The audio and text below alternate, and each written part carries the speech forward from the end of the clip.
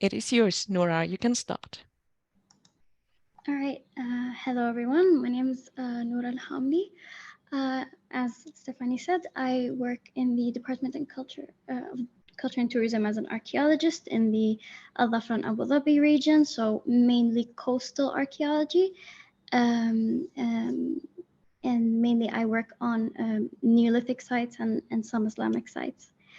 So today I have a presentation for you guys about the burials of MR11. MR11 is a Neolithic site we've been working on for the past 30 years, 20 something years. And I'm going to be speaking to you guys today about the last structure we excavated. So first off, I really want to thank the team for all their contributions. They've been an amazing team, and working with them has been an absolute pleasure. So I just would like to acknowledge that before we start. So today we'll be talking about the MR11 site, the newest, the older structures, just to familiarize you with the place, the newer structures, the burials, the observed mortuary practices, and then we have a nice discussion towards the end. Which I hope you enjoy. So, Mrawah Island, just to familiarize you with where it is, it's in the southeastern Gulf, in the Arabian Gulf over here. So we have Qatar, Saudi, Kuwait, Iran across the pond, Iraq. We're over here, with Mrawah Island being in the center of the Al Dhafra Islands of the Abu Dhabi coast, in the western region. And Mrawah Island is kind of like an archipelago of islands that slowly became one together. So there was Lifa, Ghubba, Mrawah Island, Lafyay, and these intertidal sort of low-lying sabkha with these rocky outcrop plateaus in between. And it's morphed into now what we know as Mrawah Island. And historically, it's always been, even in more modern Emirati poems, we've always known Mrawah as a place with fresh water. It's recorded in our poetry. It's about the fresh water that's abundant there, and the food that was also abundant, and the people who were very hospitable. So I like this continuity of just the good people of Mrawah being spoken about. So today we'll be talking about MR11, and MR11 is in the series of three Neolithic sites that sit to the southern half of Mrawah, the south west to be specific. We have MR1, MR2.5, and MR11. Of the three, the most that's been excavated and investigated is MR11. So MR11 is a series of mounds, and these mounds go up to like we've started at A and reached something like ZZ. Like there are a lot of mounds on the plateau, and the more you look, the more you'll find, because some of them are smaller and some of them are larger. But the largest ones are A, C, D, E, and F. These that are clustered together, and what we have here is so this would be area A. And area BC is here at the bottom. In front of you, you have the earliest excavated area, which is area 8 on the top. It's 3 rooms initially, we thought, and then in our more later excavations, we found the room 10, which is an earlier phase of it. And of course, there's a lot of presentations on Mrawah area A, and a lot of papers published, so that won't be our main topic of focus today, and similarly with area C. But the reason I show you these is because the architecture is very different. In area A, we have something that's a bit smaller, more contained, and in area BC, we have a totally different architecture where it starts off as these elongated halls and rooms, or these circular cells that are clustered together. But then we find that they've been paving them upwards, and these stones aren't actually rubble, they're actually compacted sediment and stones to create a paving, and that puts the highest point, that makes it the highest point on Mrawah Island, above 7 above 7 meters above sea level. So it's a great vantage point, and you can see Delma, you can see Sirbaniyas, you can see MR1, MR2.5 from on top of Area C. So it's a great vantage point, and there was a lot of intense burning on either side. And of course, the Abu Dhabi pearl comes from room 5 in Area B, and a second pearl came from room C from stratified contexts, which are all very Neolithic, 5.6, 5.7, which brings us to the radiocarbon dates. So as you can see, Area C is producing the earliest radiocarbon dates. Area A produces a variation of these, but they all fall roughly in the Neolithic. Today we'll be talking about structure F. Now, structure F is the latest excavated out of the series of structures in MR11. And structure F is the most complicated out of the bunch, I would say. In structure F, what we have here is one central cell with later expansions, and then more cells abutting and tacked onto the end. We also have platforms, and these structural elements, like this wall with a row of orthostats, just sat on top of the platform going down the length of it. Between what we call platform 1 and platform 2, which is a raised elevated bedrock that they've kind of worked down into steps and also paved on one side to create a flat surface for them to work with. And it's really an enormous feat of architecture, the way they've built this for the time it was built. The earliest radiocarbon dates coming out of structure F are around 5.7, 5.8 Cal BC, which is 5.7, 5.8 thousand Cal BC, which is super, it's pretty old. And so we have here the first phase kind of in the center where you can see the, I want to be more specific about this because I think you can see it very well, the alignment of these walls and how they curve inward here and inward there. And then this kind of branches off into a different alignment. This continues, but then this is straight and the rest are different. So we first start off here and expand into room 15 and room 16 and so on and so forth. We'll get into that in a bit. But the other thing I wanted to mention is the exclusivity of the orthostats and the lintels.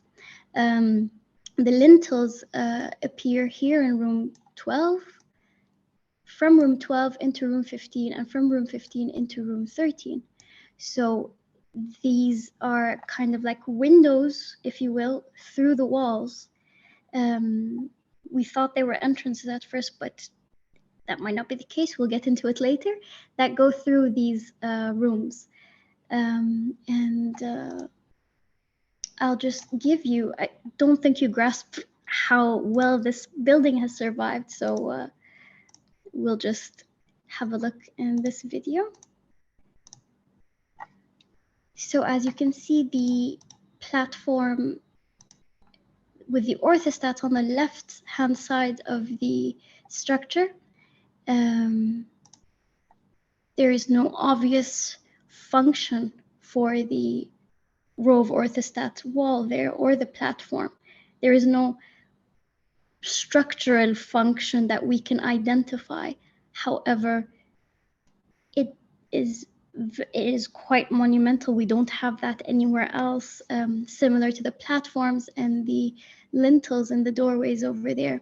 The building has been revisited multiple times to amend, fix, change, expand the various cells, and of course restore. As you see, like a lot of these walls are I don't know if you've noticed, but they don't all look consistent, and largely that's because it's been altered quite a number of times, and not everything that we've identified are we completely 100% sure, because with architecture it can be a matter of a week or it can be up 10 years. We don't know the gap between the times they've adjusted the or fixed it or changed the architecture. So cell 1's earliest phase begins with the earliest phase on the site,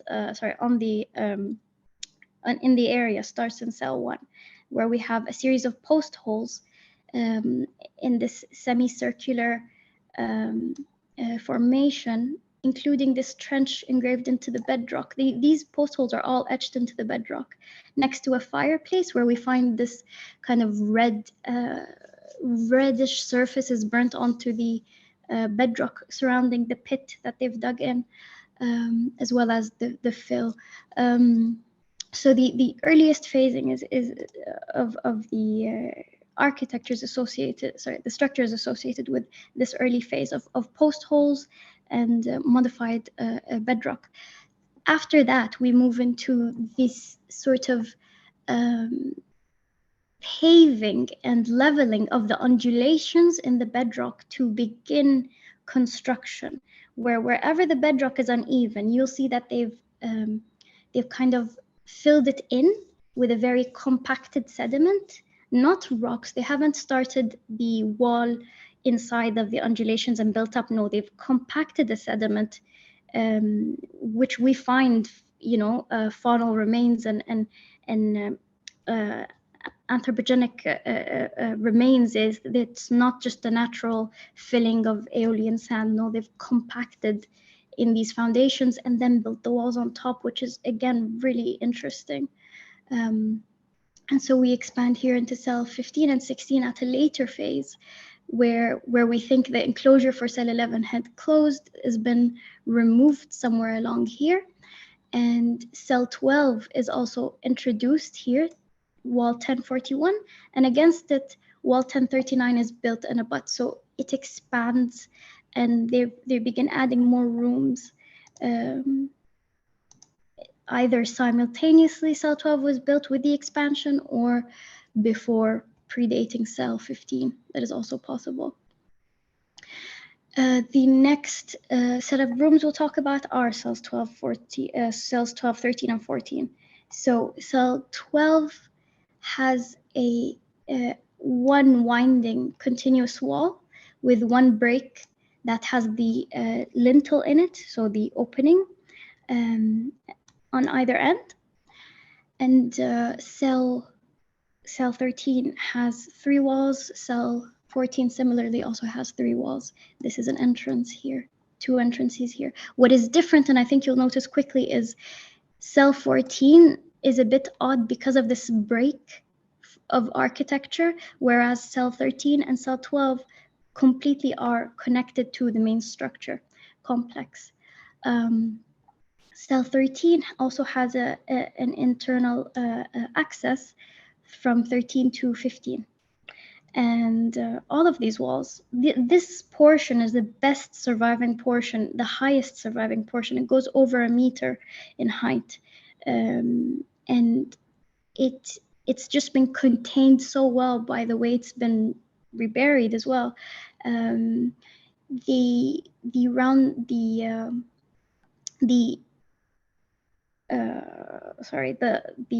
entrances from 13 to 15 and 12 to 15 and 12 to external, not all of them have been excavated because they're not in a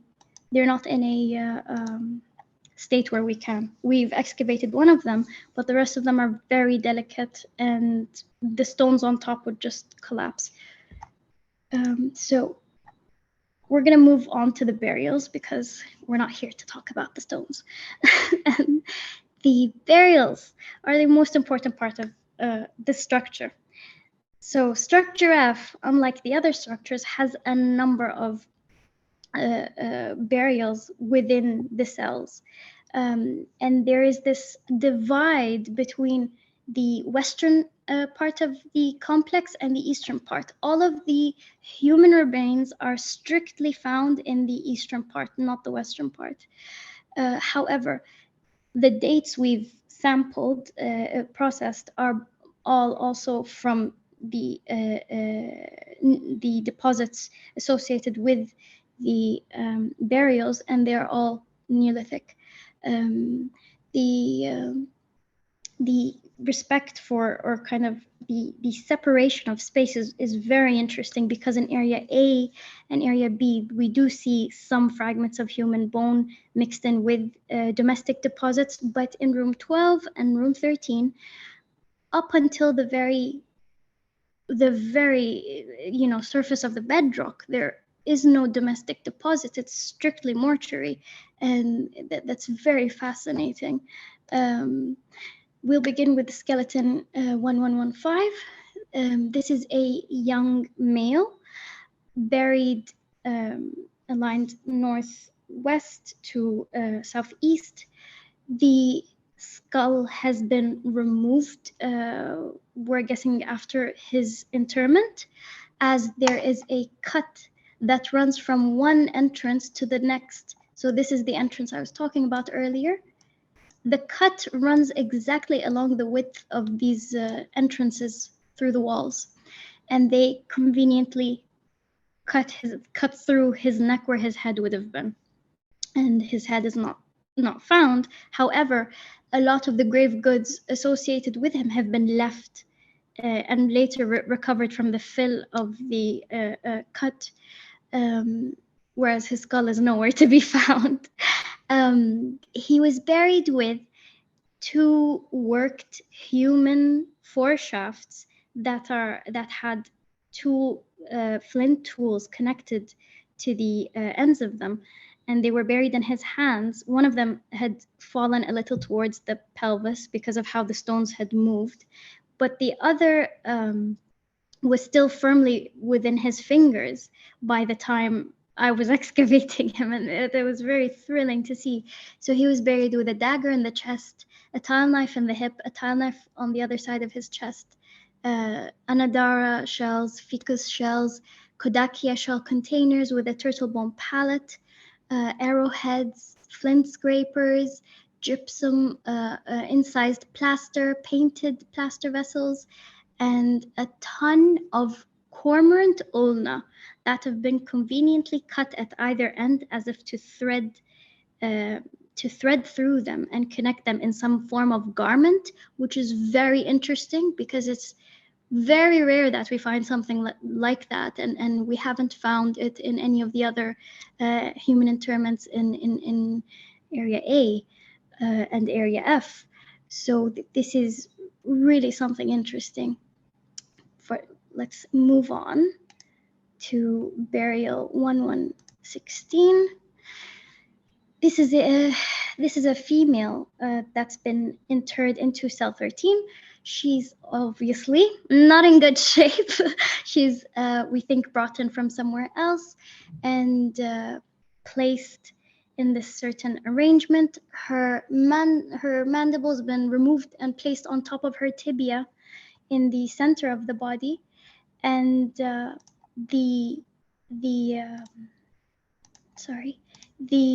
let's just do that. Okay, so the mandible is placed on top of the tibia in the center of the body.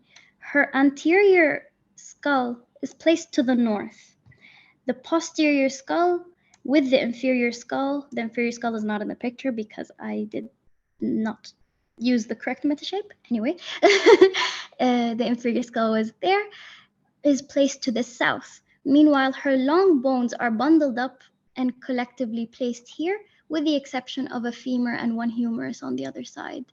But yeah, the deliberate kind of placement of her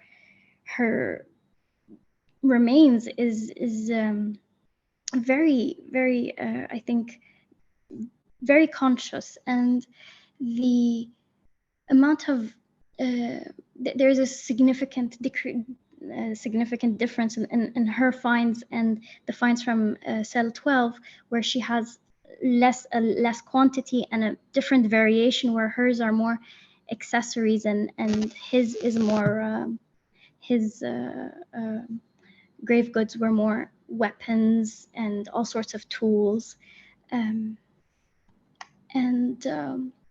around her, if you can see towards here, there is this plastering. Not all of it is visible, but there's these plaster layers on top of the bedrock surrounding her as well, which was very interesting. We hadn't seen anything like that in the other graves as well. So each of these interments are very individual, very unique to each other. And within the same room as the previous interment I just showed you, is skeleton 11183, which is a cremated set of bones placed in the south corner of room 13. And although the state of the remains makes it really hard to difficult what was left of them, the identified bones are rib fragments, thoracic vertebra, lumbar vertebra, cervical vertebra, ulna, femur, 2 femurs, the cranial fragments, the humerus, and some bits of a pelvis. We could identify a little bit of the pubic bone and what looked like a little bit of the ilium, but other than that, the arrangement of this burial is very bizarre.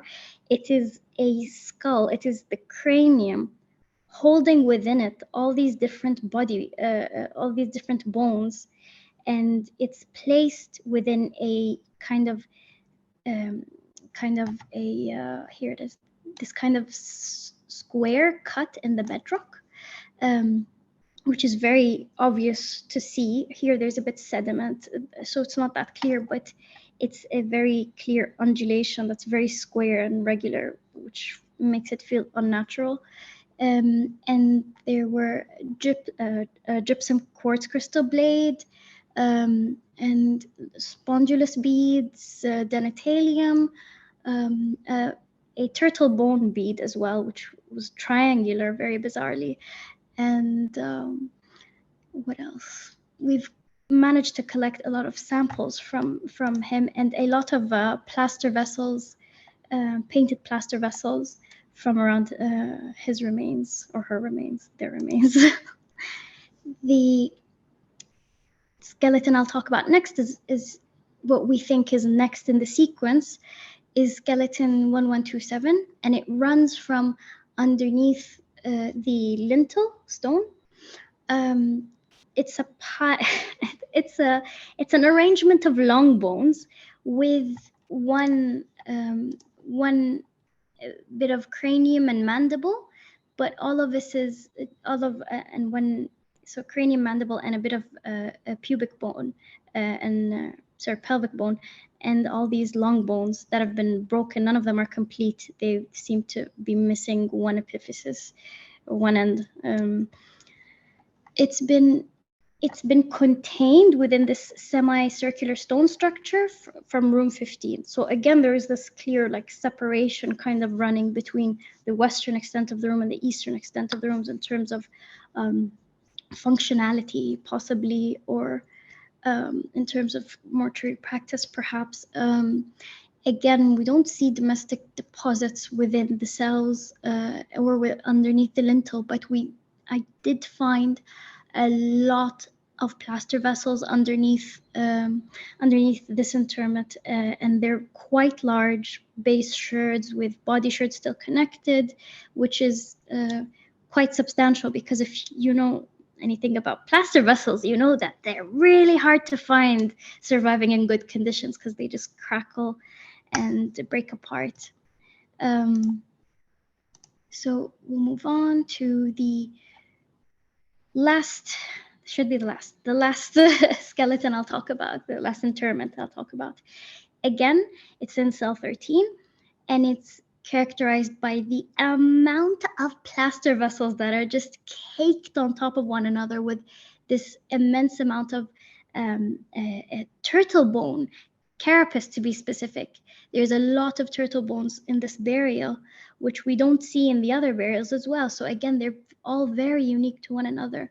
And the human bones themselves have been broken down, but they're all bundled in one kind of loose containment. It feels as if they've been brought in from somewhere else in some kind of sack or organic material that eroded, but left them relatively in the same proximity, kind of. And this individual was, the fingers and toes, of course, were completely shattered everywhere and spread all across the deposit. However, the long bones and the cranium pieces were found along with the plaster vessels, the turtle bones, and the flint dagger and Kodakia shell containers in one nice group with, of course, arrowheads and a number of other finds. So these are the dates referring to. They roughly go to 5.7 Cal BC to 5.6. But we're going to move on to the mortuary practices. Now, the evidences we've observed are what we did was we kind of listed them all and broke them down into 7 roughly observed mortuary practices. And of course, unless we can only assume what we can from what remains, right? So that's kind of what we've based these on. So the first would be the architectural elements, so the worked bedrocks, the lintels, the internal stone structures, the stone settings for the burials. The second would be the alignments of the articulated or semi-articulated skeletons. The third would be alterations to the original states of being, so the articulations of the skeletons as well. So the rearrangement of bones, burning, repurposing, as well as the missing or worked skulls. The fifth would be the cremation, and the sixth would be the grave goods associated with the deceased, and of course the possible burial offerings that we're still in a bit of an argument about. Now, there is variability in the observed funerary practices with the interments of the skeleton, and this could be because of due to several factors, which we might not find out until we get the skeletons and the bones themselves properly studied by a specialist. So these might be, they might include the age, the sex, social stature, different tribes or different tribal traditions, the time and place of death or the cause of death, and so on and so forth. So to begin with, the lintels or the entrances, the doorways, whatever you want to call them,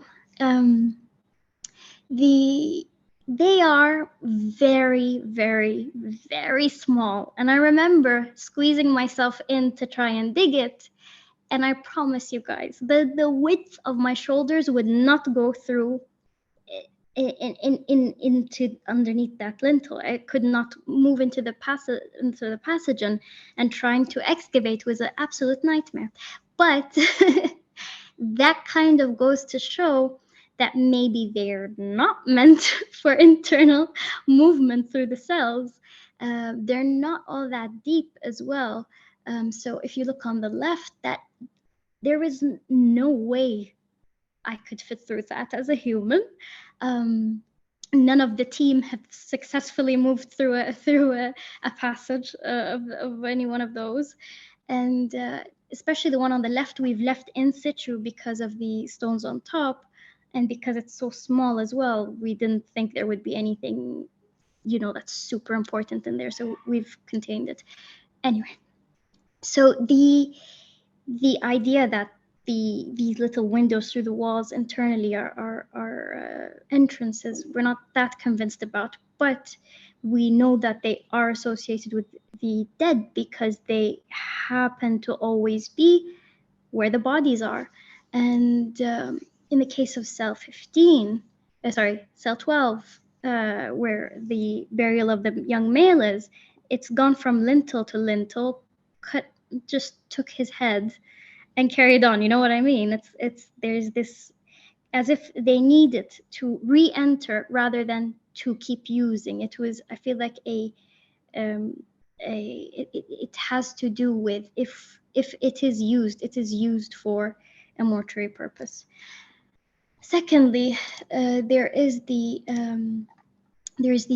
stone structures that are built around the dead as well. So for burial 116, she was encased in this kind of separation. So the stones were lying vertically on their sides, separating her from the rest of the room.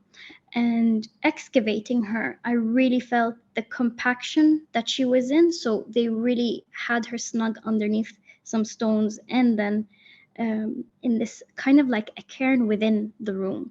But I wouldn't say cairn, so I would call it a separation, stone structure. So there is that. There is also the stone setting, where they used the limestones to secure the burial of 1115 in place. So his arms would go along the top of the stones in place, holding onto his tools. And similarly, the rest of his body would be elevated from the bedrock, as if they've created this pedestal for him to lie on. And you can see it over here. But of course, some of the stones had to be removed because some of his bones were a bit compromised and needed to also be removed. The next thing we'll talk about is the alignments. The alignments in area A and in area F all show that the head shoulders point to the north. And if they don't point exactly north, they point to the north of the cell, the northern extent of the cell.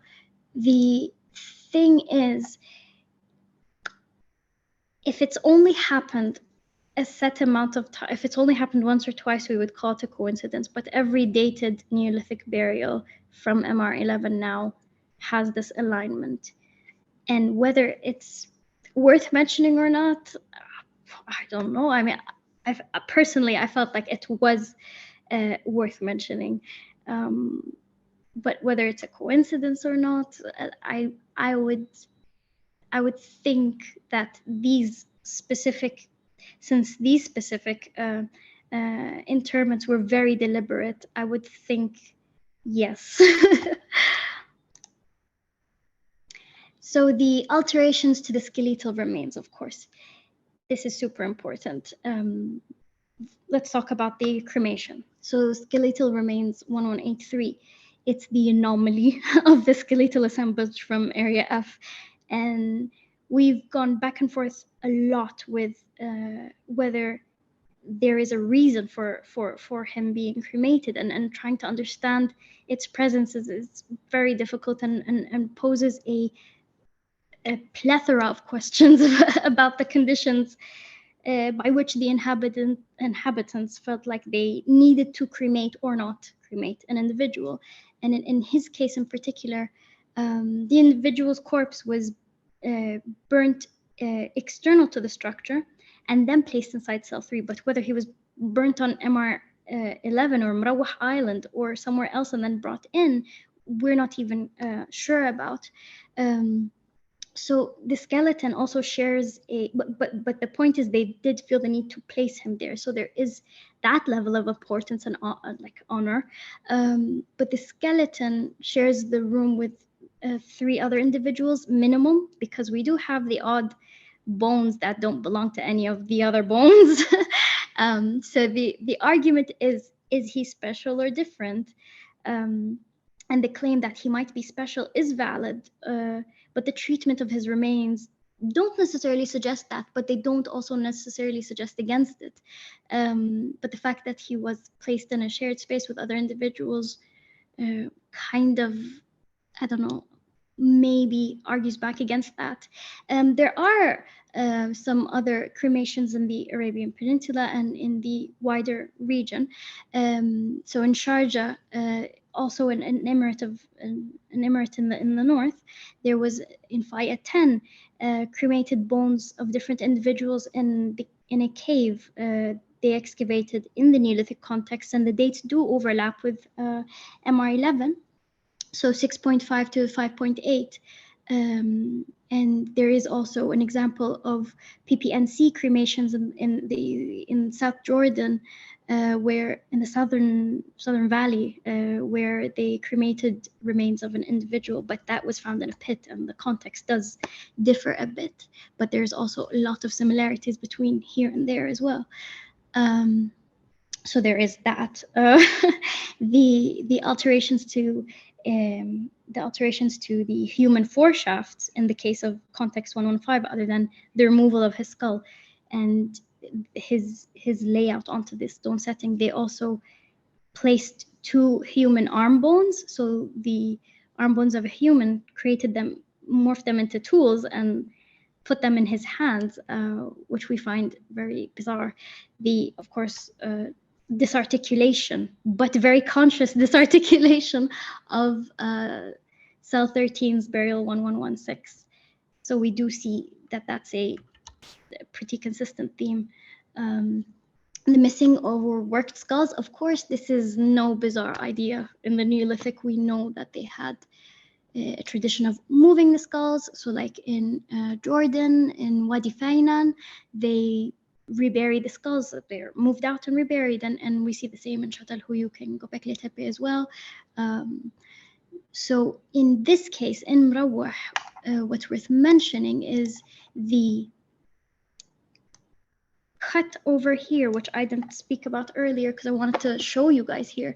This very, very regular break in the anterior skull of the female skeleton from cell 13 that goes from the zygomatic process across to the other side, and it completely ignores the natural cranial fusion where it would break if it was a natural break, but the regularity of that break is very unnatural, and the fact that while excavating no cranial fragments are found anywhere near is also a bit concerning. Now this is the inferior skull and the posterior skull that were found to the south of the pelvis, and we're not sure yet if they belong to the same individual or a different individual. This needs to be studied. But we think that it's most likely that it's the same individual.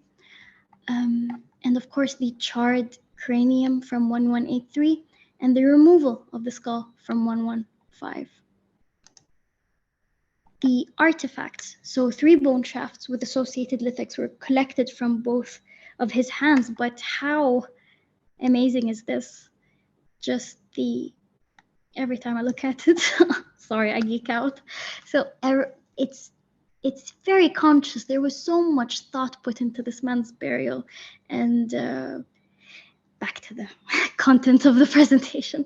So 3 bone foreshafts are associated with lithics, 2 of which were larger projectile points, and 1 was a flint arrowhead. They're all made of flint, where they're collected from both of his hands and behind his head. These are 2 of them. The shell and bone beads from pendants, anklets, and bracelets were also collected from near his chest, arm, and neck, as well as his feet. These accessories are mostly different variations of gastropod beads and larger gastropods as well, and like ancilla, and then you have the ficus was perforated as well, which is larger. We had lemon shark teeth pendants, tiger shark teeth pendants, bull shark teeth pendants, carpet shark. So a number of the length they went to accommodate, to curate for this burial was really something. So understanding the artifacts associated with the dead and the connotation of their existence is very important to grasping the abstract concept of death and the beliefs associated with death at the time. And why is it important for an individual to be buried with a familiar object? And similarly, why is it important that they're buried with something that's freshly curated and created? Because our lithic specialists also suggest that some of these arrowheads and projectile points were freshly made and never used. Meanwhile, some of them had traces of use on them. So the classification of these objects will help us understand what type of whether it was like to honor the individual, they would place something familiar with him, or to prepare the individual or understand what type of afterlife the Neolithic population might have envisioned, or why they would need something to be taken with them. I mean, that could help us answer some of these questions. But of course, it's a very big wormhole of what ifs, and if you keep you just keep diving into it, I guess. So I just wanted to very plainly show you the comparison of the finds, because I think when I put them like this, you can see how substantial one of the graves were in comparison to the other burials, and that is skeleton 1115.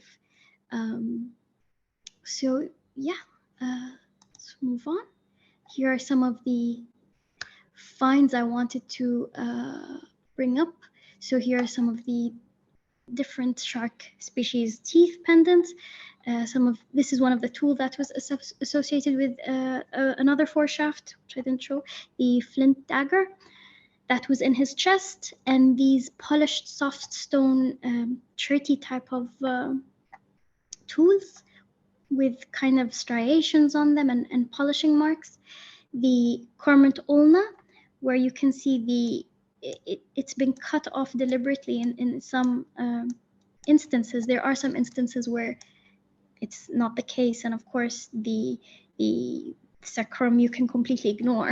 But yeah, this is one of our only hints to clothing during that time and for that population. And then of course this gorgeous gypsum bowl that's incised in this geometric pattern. And this geometric pattern is found on countless artifacts from Murawah. So let's move on to the discussion, because I'm aware of the time. So I would like to just talk about the archaeological landscape of Abu Dhabi's coast. So to give you a better image of what we're dealing with here and what kind of community and what kind of people, I would like to just paint a picture of the wider landscape. So MR 11 sits over here in Murawah Island, okay?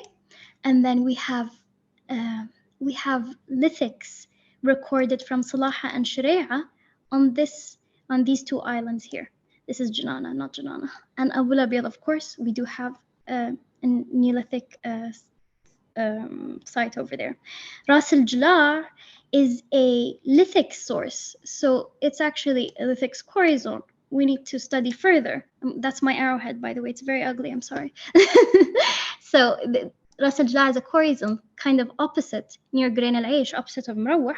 And then you have three salt dome geology formations. So Delma and Sir Banias and Jabal al-Dhanna, all are salt dome formations where the sulfur rises, pushes up and pushes out of the earth, and also pushes the crust upwards and brings out hematite and all different sorts of minerals. So the plaster vessels from Rawah are made of gypsum and hematite aggregates with slips, and the pigments on them are made of hematite and pyrolusite, and they are sourced from Delma, Sir Banias, Jabal al-Dhanna. On Sir Banias, we have lithics collected from several sites. On Delma, we have the fishing village, DA11. On Ghagha, over here, we have the oldest stone architecture in the Arabian Gulf, 8.5 thousand years. And you have Murawah nestled in all of this. In Al-Aryam, we have later assemblage of Ubaid pot, and we have lithics scattered out in towards the south of Abu Dhabi and so on. This coastal network of albeit we don't have evidence that all of them are contemporary, but this coastal network of communication is very integral to understanding the movement of people into and out of Murawah, because there are several places for them to be. Jabal Baraka here is a Paleolithic site as well. The flooding of the Arabian Gulf into the coastal communities down here would have happened through about, let's say, 8.2K, started through up here and then into the Delma Basin and then through Sir Banias and into there. So the south side of Murawah would have filled up before the north side. The north side is extremely shallow. Until today, you can walk out for several meters. The Great Pearl Bank is up there, the Besom. And in the south, we've done some side scan sonar to find these transgressive Chenier beach ridges, transgressive relic ridges that go north-south in the sea, but they're not represented on land. So we see the sea slowly cutting into it. So with work from combined with work from Sorbonne Abu Dhabi, Dr. Damian Arhan and Cosmos, we've narrowed down that this actually made a kind of peninsula from Abu Labyad up to Mrawah at some point. We're not saying it's contemporary with the occupation, but the access to the sea came from the south, which coincides with where our sites are, all to the south. So it makes travel easier, it makes access to the sea easier, and it provides them with food for as long as they need it. So initially, our initial thoughts on the site have shifted in the past 2 seasons of excavations.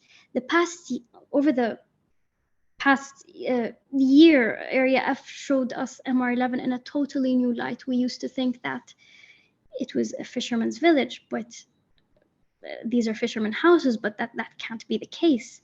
And it no longer reads as this established village with a local tribe living indefinitely in this settlement, but rather sedentary settlements, but rather a collective destination where the regional tribes gather and partake in different forms of social practice. And the various buildings of MR11 gradually develop into monumental representations of the community's culture and traditions, culminated over years of visits to the site, and the builds of each of these structures can look and feel very different, like I was saying at the beginning of the presentation, and that might be because they were built by different people visiting at different times, or different people who participated at different times. And there are numerous walls of structure F that clearly show signs of reinforcing, repurposing, rebuilding periodically at different points in time. And sorry, my mic is fizzling. Okay, that's better.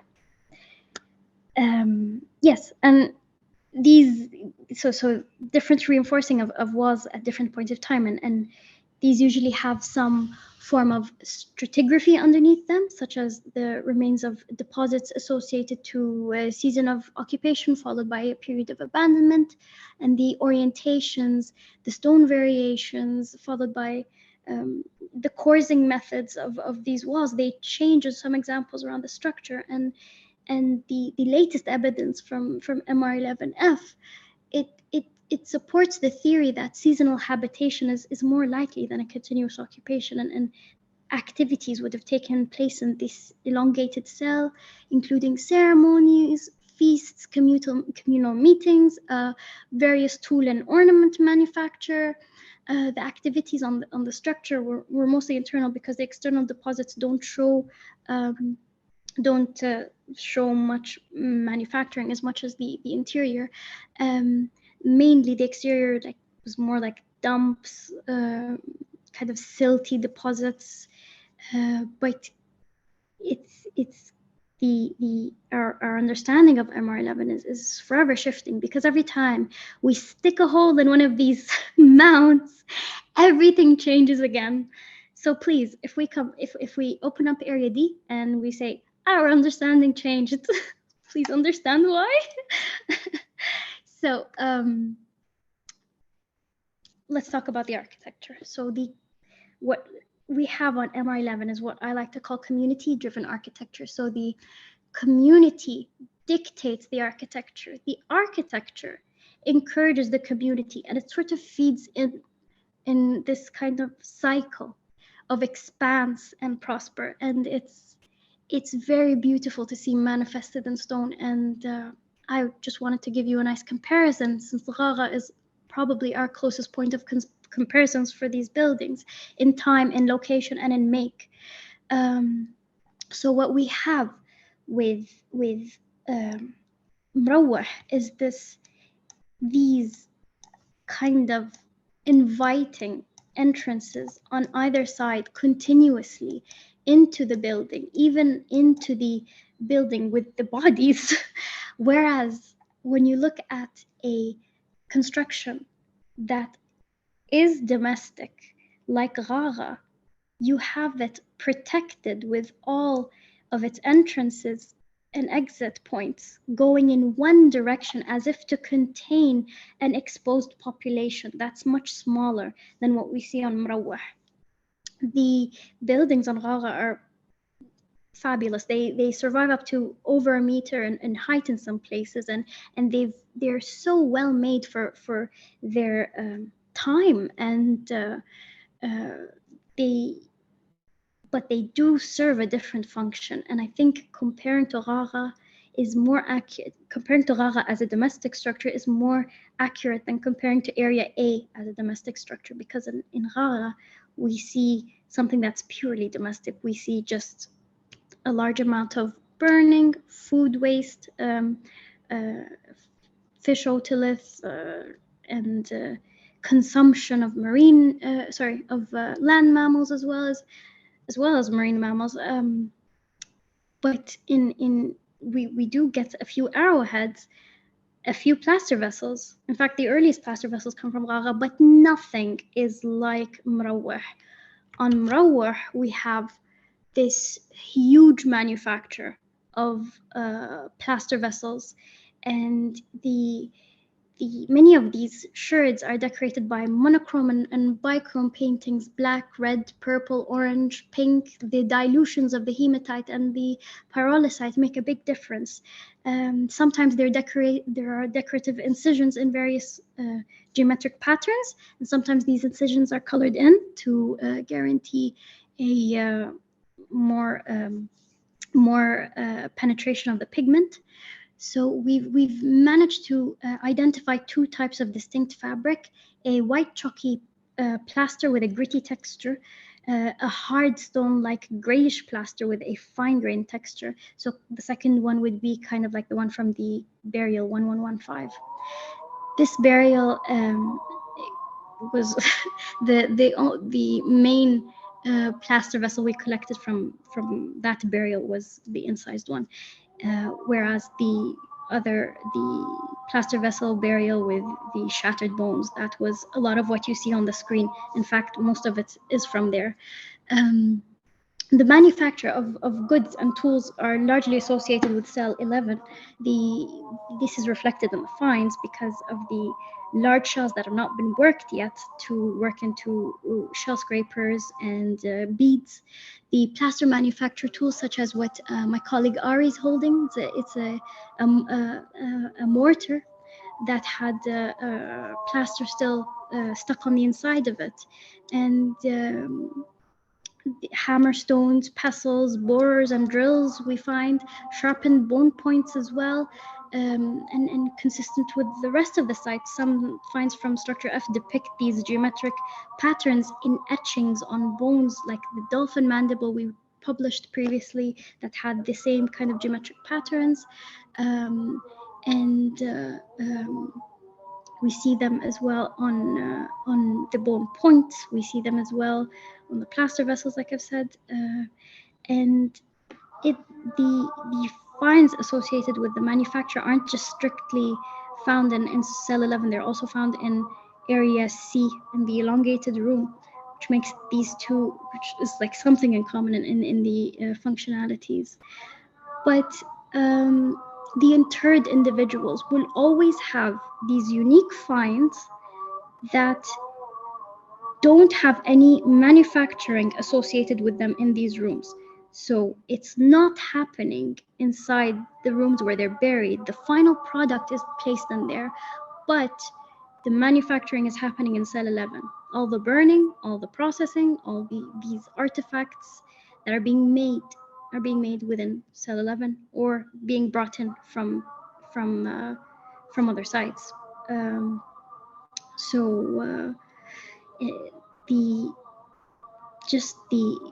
The way we look at Mrawah, the way we look at Area F, the material culture, the social sociocultural dynamic that's going on there is very interesting. And although it would be very helpful if the tangible could manifest into the intangible and help us out a bit to understand what's going on. But I think we're getting closer, and I think we're headed in the right direction with this now. And with that, I will thank the organizers. Thank you guys very much for having me. And I open the floor to you guys to ask some questions. I'm so sorry I talked for a full hour.